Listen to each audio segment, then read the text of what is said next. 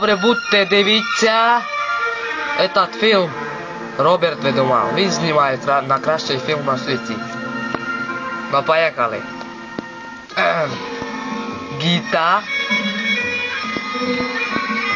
Коля. Саша. То фільм починається. Блядь. Коли будемо їсти сало з речкою, блядь. Так є. І тут, і Сача, гуденець. Клади мені їсти сало з речкою, блядь. Чуєш? Я йду у Тячов. Що? То добре, там є Гіта, сі там. А по ти добре, що не боїшся йти у Тячов, то добре.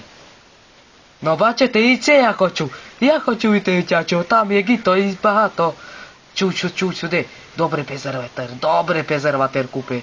І як ви кажете, директор, є так є. А чуєш, хочеш їсти сало з речкою? Тепер дзвонив мені Коля. Каже він, що іди у Тячово. Я у Тячово?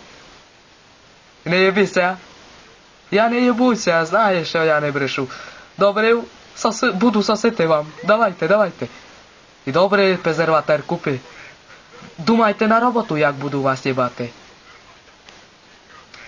Чуйте мене, люди добре. Гуцули підари. Я йду у Тячово. Там є міні-гіта, я люблю його. І буду так танцювати там. Так буду танцювати. Ча. Ха. Ху. Ха.